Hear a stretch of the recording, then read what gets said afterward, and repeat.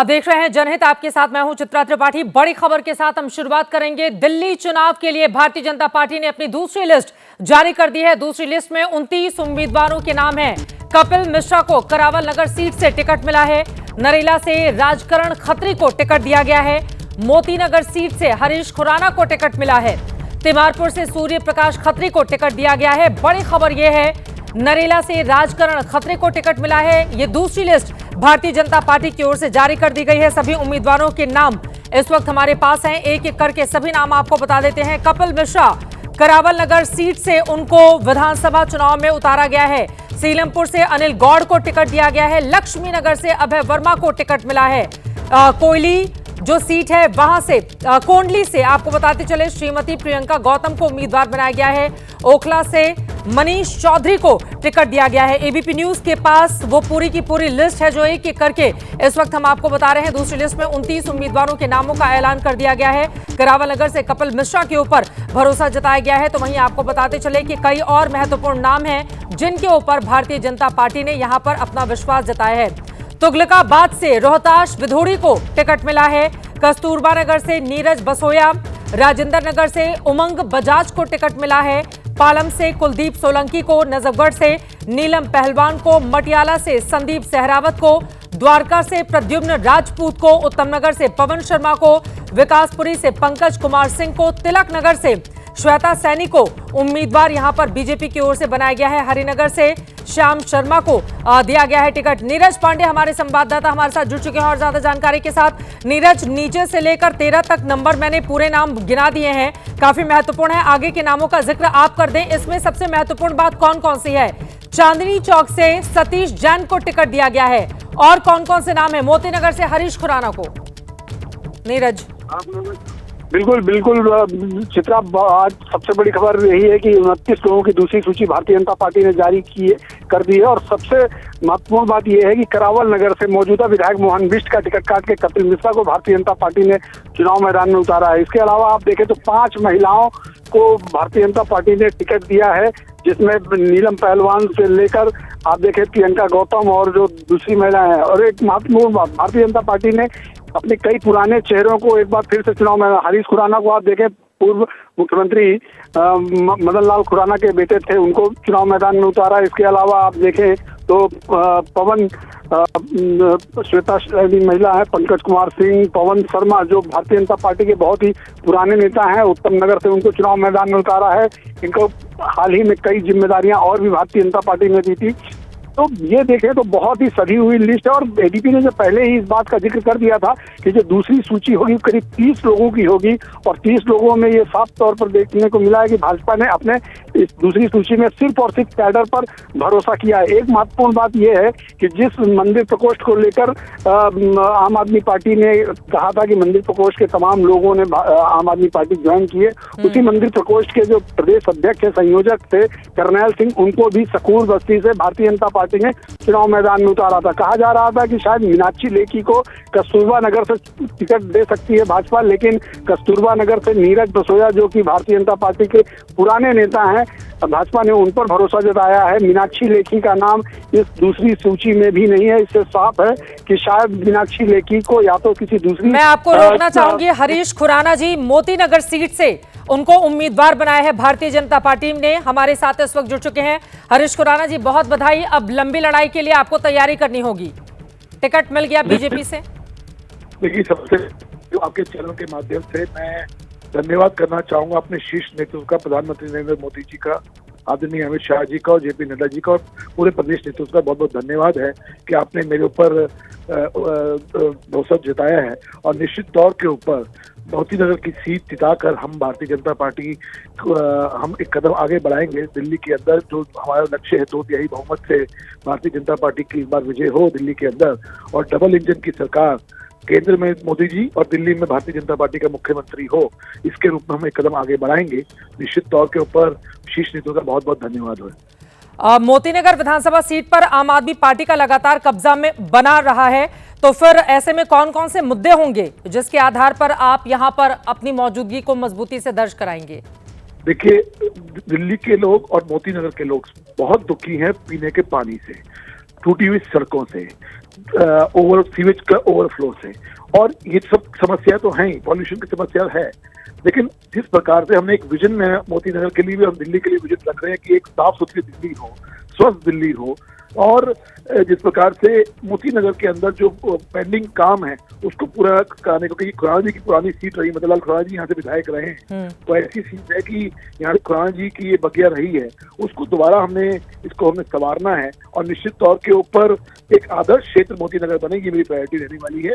और यहाँ पे साफ सुथरी दिल्ली हो, गड्ढा मुक्त दिल्ली हो, प्रदूषण रहित दिल्ली हो, साफ पानी वाली मोती नगर की सीट हो जिसमें साफ पानी मिले, सीवेज सड़कें बढ़िया हो, ये मेरी प्रायोरिटी रहने वाली है। आम आदमी पार्टी के प्रत्याशी शिवचरण गोयल ने पिछली बार बीजेपी के सुभाष सचदेवा को 14,000 मतों के अंतर से हराया था, लेकिन आप ये कह रहे हैं कि इस बार भारतीय जनता पार्टी यहां से बाजी मार ले जाएगी। निश्चित तौर के ऊपर ना सिर्फ यहाँ से मोती नगर से, बल्कि मुझे लगता है कि जिस प्रकार से पूरी दिल्ली के अंदर आज एक माहौल बना हुआ है भारतीय जनता पार्टी के पक्ष में, मुझे लगता है कि निश्चित तौर के ऊपर इस बार हम 2/3 बहुमत क्रॉस करते हुए भारतीय जनता पार्टी की सरकार दिल्ली के अंदर हम बनाने वाले हैं। जिस प्रकार से लोगों का रिस्पांस आ रहा है, लोग सुखी हैं इस सरकार से और चाहते हैं कि जिस प्रकार से उत्तर प्रदेश, बिहार और बाकी जगह के लोग देखते आ रहे हैं कि डबल इंजन की सरकार हर राज्य, चाहे वो उत्तर प्रदेश हो, मध्य प्रदेश हो, गुजरात हो, यहाँ पे चहुमुखी विकास हो रहा है उस प्रदेशों के अंदर, दिल्ली के अंदर भी चहुमुखी विकास दिल्ली के अंदर भी हो, केंद्र में मोदी जी की सरकार हो और दिल्ली के अंदर भारतीय जनता पार्टी का मुख्यमंत्री हो, ये दिल्ली के लोग चाहते हैं। बहुत धन्यवाद आपका एबीपी न्यूज से जुड़ने के लिए और ये जानकारी देने के लिए। हरीश खुराना को टिकट दिया गया है 1993 में। आपको बताते चले कि मदन लाल खुराना विजयी हुए थे, 98 में बीजेपी जीती, 2003 के चुनाव में मदन लाल खुराना फिर से विजयी हुए थे, और उसके बाद 2004 के उपचुनाव में सुभाष सचदेवा बीजेपी के टिकट पर विजय हुए थे, जब खुराना साहब को राजस्थान का राज्यपाल बना दिया गया था। कभी मजबूत गढ़ हुआ करता था मोती नगर, लेकिन इस बार आम आदमी पार्टी ने वहां पर जिस तरह की अपनी मौजूदगी दर्ज कराई, उसके बाद वहां पर मुकाबला बेहद दिलचस्प इस बार देखने को मिलेगा। फिलहाल यहां पर आपको दिखा रहे हैं बीजेपी की दूसरी लिस्ट, जिसमें 29 उम्मीदवारों के नामों का ऐलान किया गया है, अपने आप में काफी ज्यादा अहम, क्योंकि अब तक आम आदमी पार्टी ने कुल 70 सीटों पर अपने उम्मीदवार उतार लिए हैं। दूसरे नंबर पर कांग्रेस पार्टी लगातार आम आदमी पार्टी को टक्कर देने के लिए उम्मीदवारों के नाम का ऐलान कर रही है, घोषणा कर रही है। भारतीय जनता पार्टी फूंक फूंक कर कदम रख रही है, और उसी के तहत आज जब दूसरी लिस्ट आई तो एक तरफ कपिल मिश्रा का नाम सामने आया है करावल नगर से, तो वहीं दूसरी तरफ आपको बताते चले हरीश खुराना, और भी तमाम ये नाम है आपको दिखा रहे हैं। करावल नगर से कपिल मिश्रा, मोती नगर से हरीश खुराना, नरेला से राजकरण खत्री को उम्मीदवार बनाया गया है, मुंडका से गजेंद्र दराल को, बजरंग शुक्ला को किरानी से उम्मीदवार बनाया गया है, और तिलक नगर से श्वेता सैनी को उम्मीदवार बनाया गया है। 29 लिस्ट में और भी जो महत्वपूर्ण उम्मीदवारों का जिक्र किया गया है, जल्दी से मैं पहले नंबर से लेकर सबसे पहले नरेला राजकरण खत्री, तिमारपुर सूर्य प्रकाश खत्री, गजेंद्र दराल मुंडका से उम्मीदवार बनाया गया है, किराड़ी से बजरंग शुक्ला, सुल्तानपुर माजरा से कर्म सिंह कर्मा को उम्मीदवार बनाया है भारतीय जनता पार्टी ने, शकूर बस्ती से करनैल सिंह को चुनावी मैदान में उतारा गया है, त्रिनगर से तिलक राम गुप्ता चुनावी मैदान में उतारे गए हैं, सदर बाजार से मनोज कुमार जिंदल के ऊपर यहां पर भरोसा जाहिर किया गया है, सतीश जैन को, चांदनी चौक अपने आप में काफी ज्यादा महत्वपूर्ण ये सीट, चांदनी चौक 2015 में एक तरफ जहां आम आदमी पार्टी के खाते में गई थी, 2020 में वो आंकड़ा और ज्यादा बड़ा हो गया था, लेकिन इस बार 2025 की स्थिति चांदनी चौक से क्या रहती है ये देखना महत्वपूर्ण रहेगा। मटिया महल दीप्ति इंदौरा को वहां से उम्मीदवार बनाया गया है, कमला बागड़ी बल्ली मारान की सीट जहां पर मुस्लिमों की तादाद बहुत ज्यादा है, वहां पर आम आदमी पार्टी लगातार मुस्लिम वोट को अपने पक्ष में करने की कोशिशों में लगी रहती है। वहां से आपको बताते चले बल्ली मारान की सीट से कमल बागड़ी को चुनावी मैदान में उतारा गया है, मोतीनगर से हरीश खुराना जिनसे हम लगातार बातचीत कर रहे थे, और मादीपुर से उर्मिला कैलाश गंगवाल, और बाकी की लिस्ट भी हमने आपको दिखा दी है। अब भारतीय जनता पार्टी के ये उम्मीदवार कितनी बड़ी चुनौती आम आदमी पार्टी के सामने पेश करेंगे देखना महत्वपूर्ण रहेगा, लेकिन दूसरी लिस्ट बीजेपी की अब सामने आ चुकी है। अब आगे की लिस्ट में और किन किन नामों का ऐलान किया जाएगा, इस पर लगातार हमारी नजर बनी रहेगी। आगे बढ़ते हुए अब कुछ महत्वपूर्ण खबरें आप तक पहुंचाते हैं। ये तो ब्रेकिंग न्यूज आपने देख ली, लेकिन अब बढ़ते हैं आज की दूसरी ब्रेकिंग की ओर, केजरीवाल ब्रेकिंग की तरफ।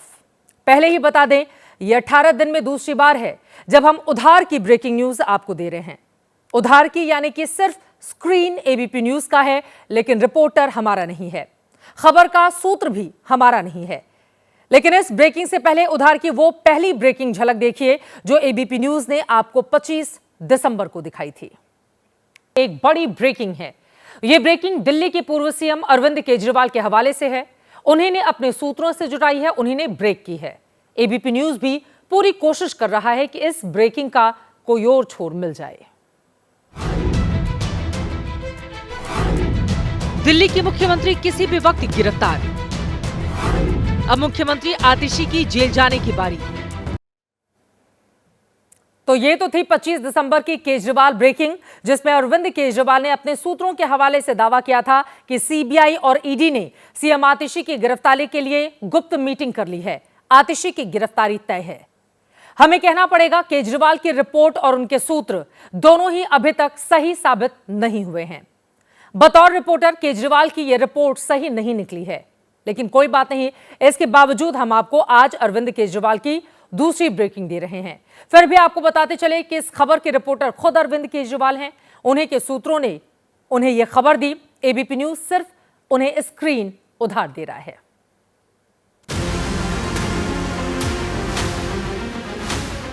दिल्ली में बीजेपी का सीएम उम्मीदवार तय। रमेश बिधूड़ी होंगे बीजेपी के सीएम कैंडिडेट। केजरीवाल के बीजेपी वाले सूत्रों की खबर। बीजेपी भले न बताए कि दिल्ली चुनाव में उसने अपना दूल्हा क्यों नहीं अनाउंस किया। बीजेपी भले न बताए कि दिल्ली में जीत गई तो उसका मुख्यमंत्री कौन होगा, लेकिन अरविंद केजरीवाल का दावा है उन्होंने बीजेपी के अंदर की खबर खोद कर निकाल ली है। केजरीवाल ने कहा कि बीजेपी के अंदर उनके बहुत से खबरी हैं। उन्हीं ने बताया है कि बीजेपी के सीएम कैंडिडेट रमेश बिधूड़ी होंगे। ऐसा बताया जा रहा है सूत्रों के मुताबिक कि 1-2 दिन में औपचारिक रूप से रमेश बिधूड़ी जी के नाम का ऐलान कर दिया जाएगा। बीजेपी की सीईसी मीटिंग जिसमें मोदी, शाह, राजनाथ है, वहां से खबर निकलवाने का दावा किया है केजरीवाल ने। यही नहीं, सीएम ब्रेकिंग देने के साथ ही रमेश बिधूड़ी को अपने साथ चीफ मिनिस्ट्रियल डिबेट का भी ऑफर दे दिया। औपचारिक नाम का ऐलान होने के बाद एक दिन दिल्ली के लोगों के सामने, देश के लोगों के सामने, सारे मीडिया के सामने आम आदमी पार्टी और भारतीय जनता पार्टी के रमेश बिधूड़ी जी के जो भी सीएम कैंडिडेट होगा उनके बीच में एक सार्वजनिक डिबेट होना चाहिए। केजरीवाल की बिधूड़ी ब्रेकिंग पर गृह मंत्री अमित शाह का जवाब सुनाएंगे। उससे पहले बिधूड़ी के विवादित बोल सुने। अरे ये मार्लिना, ये तो सिंह बन गई भैया, चेहरा ही नाम बदल दिया। केजरीवाल ने बच्चों की कसम खाई थी, भ्रष्टाचारी कांग्रेस के साथ नहीं जाऊंगा। मार्लिना ने बाप बदल दिया, पहले मार्लिना थी, अब सिंह हो गई। बिधूड़ी ने 5 जनवरी को ये बयान दिया था, जिस पर 6 जनवरी को सीएम आतिशी मीडिया के सामने रो पड़ी। वो इतने बीमार रहते हैं कि बिना सहारे के चल नहीं पाते हैं। मेरे बुजुर्ग पिताजी को गालियां देके वोट मांग रहे हैं वो। मुमकिन है बिधूड़ी को बीजेपी का सीएम बताना माइंड गेम हो। बिधूड़ी को आतिशी के पैरेलल खड़ा करके ये बीजेपी में खींचतान मचाने का प्रयास हो। कल आतिशी ने भी यही ब्रेकिंग देनी चाहिए थी, जो आज केजरीवाल ने दी। सूत्रों से ये पता चला है रमेश बिधूड़ी जी को उनका मुख्यमंत्री का चेहरा बनाया जाएगा। बीजेपी बिधूड़ी को सीएम कैंडिडेट बनाए या प्रवेश वर्मा को या किसी को न बनाए, ये उनका मामला है। फिर भी केजरीवाल ने दिलचस्पी ली तो गृह मंत्री अमित शाह ने उन्हें बेगानी शादी में अब्दुल्ला दीवाना जैसा बता दिया। भाजपा का मुख्यमंत्री घोषित कर दिया। बोलिए भाइयों बहनों, केजरीवाल जी भाजपा का मुख्यमंत्री घोषित कर सकते हैं क्या? केजरीवाल जी, ये सारे हथगंडे पूरी दिल्ली भी जान गई है। हालांकि देखेंगे तो केजरीवाल की बिधूड़ी ब्रेकिंग में बीजेपी के हमले का जवाब है। जब से केजरीवाल ने घोषित किया है कि जीतने पर वही फिर से सीएम होंगे, तब से बीजेपी पूछ रही है तो क्या आतिशी काम चलाऊ थी? क्या यही आम आदमी पार्टी का महिला सम्मान है? ये भी संभव है कि बिधूड़ी ब्रेकिंग इन सवालों से छुटकारे का उपाय हो। अब आपको दिल्ली में शराब और शीश महल की राजनीति भी दिखाएंगे, लेकिन उसके पहले दिल्ली की झुग्गी पॉलिटिक्स की ओर लेकर चलते हैं, जिस पर गृह मंत्री अमित शाह और अरविंद केजरीवाल का आमना सामना हो गया है। दिल्ली की राजनीति में किसी को शक नहीं है कि आम आदमी पार्टी को सबसे ज्यादा वोट की ऑक्सीजन इन्हीं झुग्गी बस्तियों से मिलती है, जहां उसका कोर वोटर है। इसलिए दिल्ली बीजेपी के नेताओं ने पहले से झुग्गी दौरा शुरू कर दिया था। गंदी नालियों और कचरे के ढेर दिखाकर केजरीवाल से सवाल पूछना शुरू कर दिया था। और आज झुग्गियों की वोट पॉलिटिक्स में गृह मंत्री अमित शाह ने भी एंट्री ली। बीजेपी ने एक बड़ा कार्यक्रम रखा जिसमें अमित शाह आए और केजरीवाल पर खूब बरसे। भाइयों बहनों, ये झूठ बोल रहे हैं कि नरेंद्र मोदी सरकार आएगी तो गरीब कल्याण की योजनाएं बंद कर देगी। मोदी जी ने कह दिया है, मैं भी आज कहकर जाता हूं, हमारी भाजपा सरकार बना दीजिए, एक भी गरीब कल्याण की योजना बंद नहीं होने वाली है।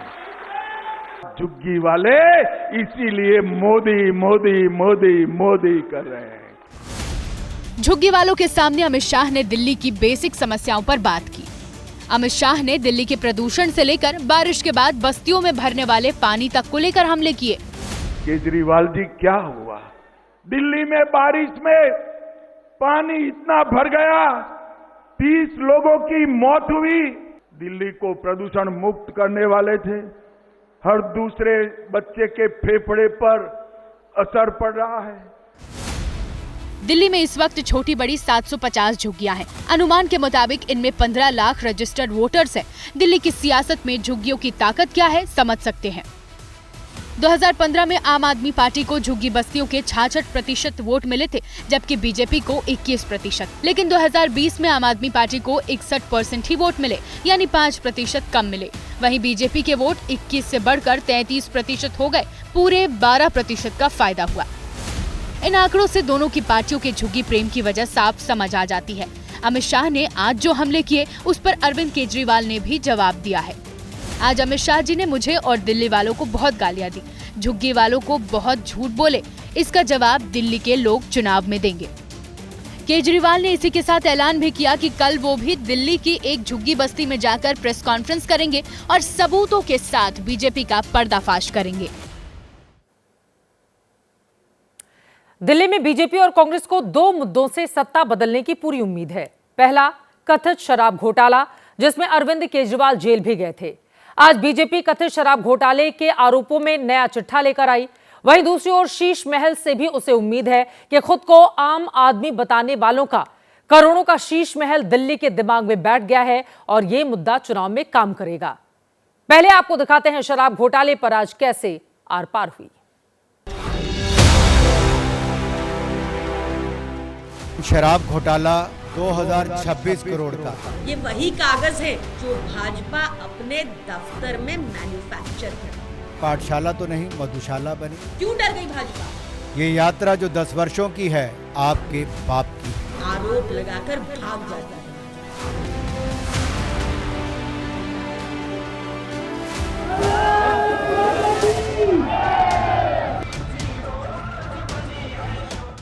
जिस कथित शराब घोटाले में आम आदमी पार्टी की पूरी टॉप लीडरशिप बारी बारी जेल गई। पहले डिप्टी सीएम मनीष सिसोदिया गए, फिर पार्टी के सांसद संजय सिंह जेल गए, फिर खुद अरविंद केजरीवाल तिहाड़ गए। वो कथित शराब घोटाला क्या दिल्ली में आम आदमी पार्टी को सत्ता से हटा देगा? इस सवाल का जवाब 5 फरवरी को मिलेगा। लेकिन बीजेपी ने उम्मीद नहीं छोड़ी है। आज बीजेपी सांसद अनुराग ठाकुर कई कागज पत्तर लेकर आए और शराब घोटाले पर बोलना शुरू किया। जब दिल्ली के लोगों की कोविड के समय सांसें उखड़ रही थी, ऑक्सीजन की कमी थी, सुविधाओं की कमी थी, जनता त्रस्त, आम आदमी मस्त थी, क्योंकि उस समय ताना बाना बुना जा रहा था शराब घोटाले का। जी हां, वही मधुशाला जो पाठशाला की जगह खुली।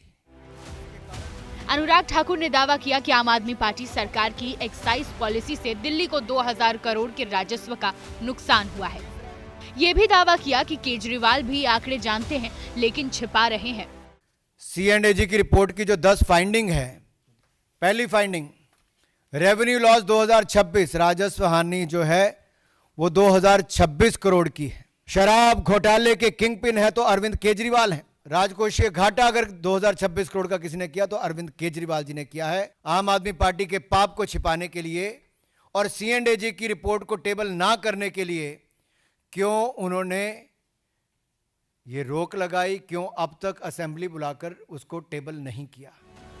हालांकि अरविंद केजरीवाल ने कथित शराब घोटाले और बीजेपी के खुलासे को खारिज कर दिया। आम आदमी पार्टी बोली कि बीजेपी वाले मनगढ़ंत किस्से बनाते रहते हैं।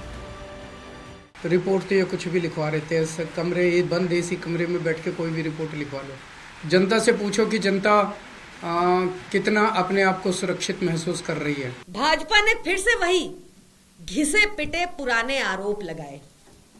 आज कोई कागज लहराकर उन्होंने कहा कि ये सीएजी की रिपोर्ट है। ये सीएजी की रिपोर्ट जो ना अब तक सीएम ने देखी, ना एलजी ने देखी, ना स्पीकर ने देखी, ना सीएजी की वेबसाइट पे अवेलेबल है, ऐसी कौन सी रिपोर्ट उनके पास आ गई? ये वही कागज है जो भाजपा अपने दफ्तर में मैन्युफैक्चर करती है। हालांकि कथित शराब घोटाले में जेल जाने की वजह से अरविंद केजरीवाल को सीएम की कुर्सी छोड़नी पड़ी थी। फिर भी जब उन्हें जमानत मिली तो आम आदमी पार्टी ने जश्न मनाकर क्लीन चिट की तरह इसकी मार्केटिंग की थी। अब ये दिल्ली के वोटरों पर निर्भर करेगा कि वो किस पर यकीन करते हैं, कथित शराब घोटाले को लेकर बीजेपी के खुलासे पर या केजरीवाल के जमानत वाले जश्न पर। बीजेपी शीश महल को लेकर आक्रामक है तो आम आदमी पार्टी ने भी आज वोटर लिस्ट को लेकर बीजेपी पर हमला बोला। बीजेपी पर वोट घोटाले का आरोप लगाते हुए केजरीवाल ने चुनाव आयोग को एक चिट्ठी भी लिख दी। संजय जी ने जो खुलासा किया है वो बहुत ज्यादा चौंकाने वाला है। भारतीय जनता पार्टी चुनावी फ्रॉड करके चुनाव जीतना चाहती है। यूपी बिहार वालों पे सितम और घुसपैठियों पे करम, एक कट्टर ईमानदार ये जुर्म नहीं। नई दिल्ली सीट पर वोटर लिस्ट में धांधली के आरोपों पर केजरीवाल के बाद संजय सिंह भी हमलावर हैं। संजय सिंह ने वोट घोटाले में दो केंद्रीय मंत्री और बीजेपी के पूर्व सांसद नई दिल्ली सीट से उम्मीदवार प्रवेश वर्मा को भी घसीट लिया। प्रवेश वर्मा और उन्होंने अपने पते पे 33 वोट दे रखा है, जिनको उस घर में भी रहने का अधिकार नहीं है।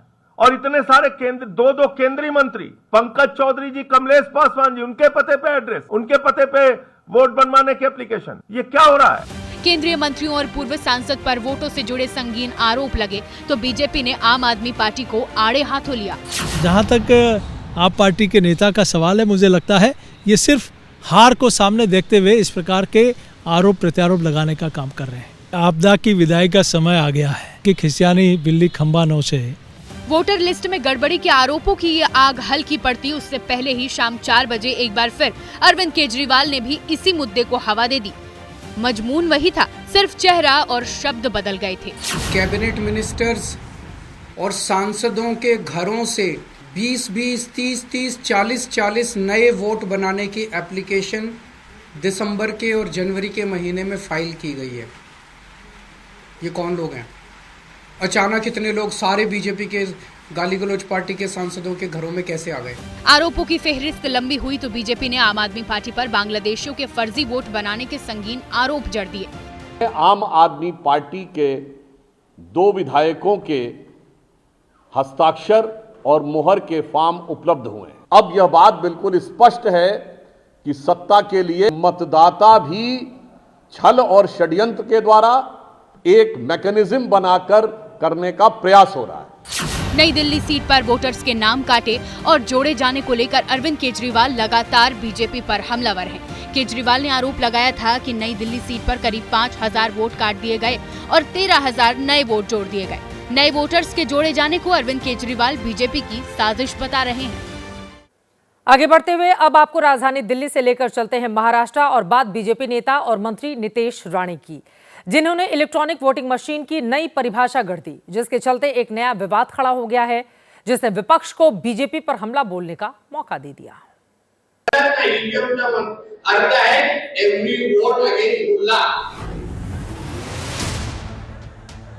हर चुनाव के बाद विपक्ष के निशाने पर रहने वाली ईवीएम महाराष्ट्र के मंत्री नितेश राणे के इस बयान के चलते फिर से सुर्खियों में है, क्योंकि विवादित बयानों के ब्रांड एम्बेसडर बनते जा रहे नितेश राणे ने एक कार्यक्रम के दौरान ईवीएम को ऐसी परिभाषा दे दी जिसके चलते विवाद का नया बवंडर खड़ा हो गया है।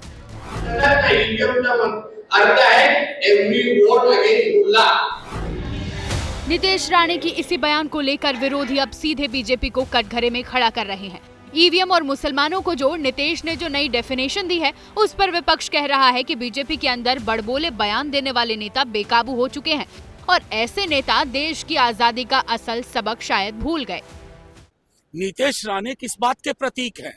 क्या मजबूरी है कि आप इनको डांट फटकार नहीं सकते, या फिर भी प्रज्ञा जी की तरह कहेंगे कि इनको मन से माफ नहीं करूंगा? प्रधानमंत्री जी, आपकी बातें में दोहरा चरित्र है। That people picking on any one community, whether it's against Muslims, against Hindus, against Christians, against any caste, that is all wrong. Maharashtra के सांगली में नीतीश की जुबान से निकले विवादित बोल पर बखेड़ा बढ़ा तो महाराष्ट्र के सीएम देवेंद्र फडणवीस ने भी अपने मंत्री के बयान पर कुछ भी बोलने से इनकार कर दिया। क्या बोला है ये मैंने सुना नहीं है, इसलिए उसके ऊपर मैं कोई प्रतिक्रिया नहीं दूंगा। दरअसल ये पहला मौका नहीं है जब नीतीश राणे ने विवादित बयान दिया है। इसके पहले 30 दिसंबर को नीतीश ने कांग्रेस और राहुल गांधी पर हमला बोलते बोलते केरल के वायनाड को लेकर आपत्तिजनक बयान दे दिया था। मिनी पाकिस्तानच आहे केरळ, म्हणूनच तो राहुल गांधी तिथे निवडून आता त्यांची बहीण निवडून येते ना, सगळे अतिरेकी त्याला मतदान करतात। महाराष्ट्र में चुनाव खत्म हुए काफी वक्त गुजर गया, सरकार भी बन गई और नीतीश राणे सरकार में मंत्री भी बन गए, लेकिन मंत्री पद की जिम्मेदारी मिलने के बाद भी नारायण राणे के सुपुत्र शायद चुनावी मोड से बाहर नहीं आ पाए। शायद इसलिए एक के बाद एक नीतीश की जुबान से लगातार ऐसे बयान सामने आ रहे हैं। आगे बढ़ते हुए जनहित में महाकुंभ की खबरों की ओर लेकर चलते हैं आपको, लेकिन उसमें भी राजनीति की खबर ही पहले है। महाकुंभ के मेले की जमीन को वक्फ की प्रॉपर्टी बताने वालों को यूपी के सीएम योगी आदित्यनाथ ने कड़ा जवाब दिया है। प्रयागराज में योगी ने एबीपी न्यूज से एक्सक्लूसिव बातचीत की।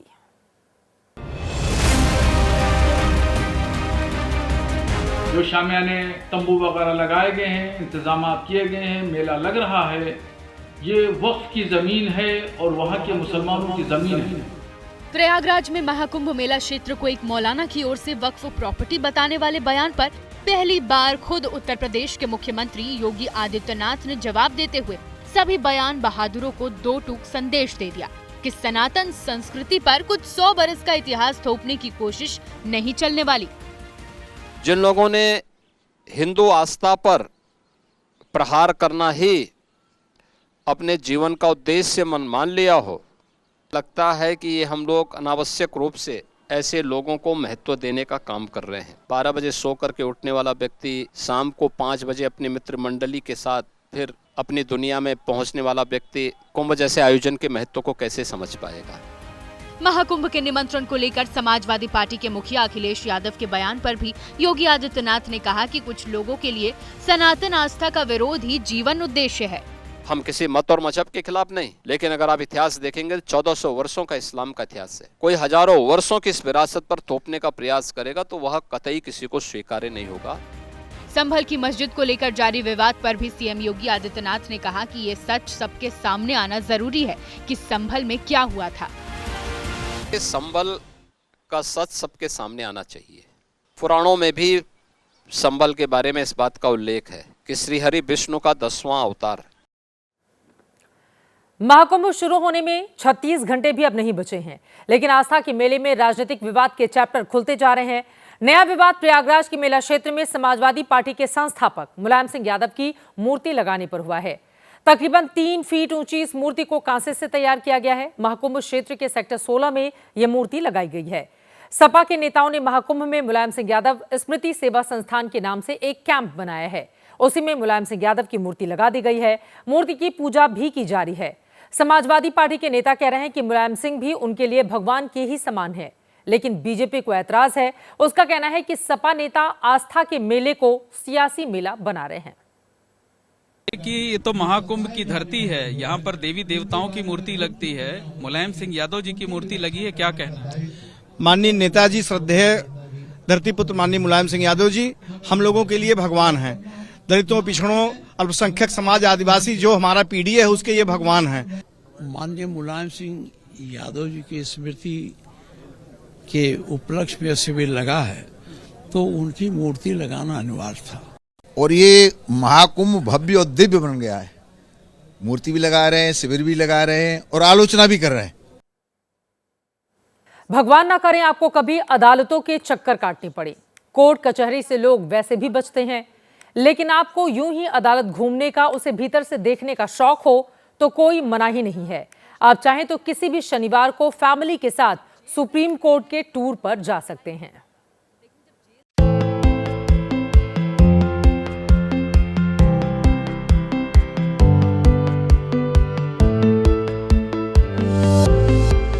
सुप्रीम कोर्ट से कोई खबर आती है तो टीवी स्क्रीन पर आप अक्सर यही तस्वीरें देख पाते हैं। आलीशान इमारत, वही गुंबद, वही फव्वारा, सामने हरियाली और लिली के फूल। और इनके अलावा कुछ दिखता है तो वो है मेन गेट से आते जाते, सीढ़ियों पर चढ़ते उतरते कई वकील। कोर्ट में बिना मतलब कोई नहीं जाता, लेकिन आप अब बिना काम के भी सुप्रीम कोर्ट जा सकते हैं, वो भी फैमिली के साथ। कोर्ट से जारी सार्वजनिक सूचना के मुताबिक उनमें से कुछ जगहों को देखने के लिए अब आप स्वतंत्र हैं। एक सार्वजनिक सूचना जारी करते हुए बताया गया है कि अब देश के आम लोग भी सुप्रीम कोर्ट के अंदर जा सकते हैं, सर्वोच्च अदालत को करीब से देख सकते हैं। सुप्रीम कोर्ट का फैमिली टूर हर वर्किंग सैटरडे को होगा। इस गाइडेड टूर में 1.5 घंटे के कुल 4 स्लॉट होंगे। सुप्रीम कोर्ट टूर के लिए पहले से बुकिंग करानी होगी। ये बुकिंग guidetour.sci.nic.in पर करा सकेंगे, यानी इस वेबसाइट पर जाइए, अपना स्लॉट बुक कराइए, उसके बाद आप सुप्रीम कोर्ट में एंट्री ले सकेंगे। सुप्रीम कोर्ट आने वाले लोग मुख्य न्यायाधीश के कोर्ट रूम समेत दूसरे कोर्ट रूम देख सकेंगे। वो नेशनल जुडिशियल म्यूजियम देख सकेंगे और जजों की लाइब्रेरी को भी देख सकते हैं। लेकिन आप भूल न जाएं, इसलिए आपको अभी बता दें कि सुप्रीम कोर्ट में सेल्फी लेने के मूड से मत जाइएगा, क्योंकि मोबाइल पर बैन रहेगा। सुप्रीम कोर्ट की ये गाइडेड यात्रा 2018 से ही चल रही है। तब से लेकर अब तक 296 गाइडेड टूर हो चुके हैं। अब दोबारा कोर्ट ने आम लोगों के लिए दरवाजे खोले हैं। और अब आज का जनहित मंत्र, सोच बड़ी रखेंगे तो काम भी बड़े होंगे। छोटी सोच इंसान को छोटा बनाती है, काम भी छोटे ही कराती है। इसी के साथ जनहित में आज के लिए बस इतना ही। देश और दुनिया की तमाम खबरों के लिए आप देखते रहिए एबीपी न्यूज।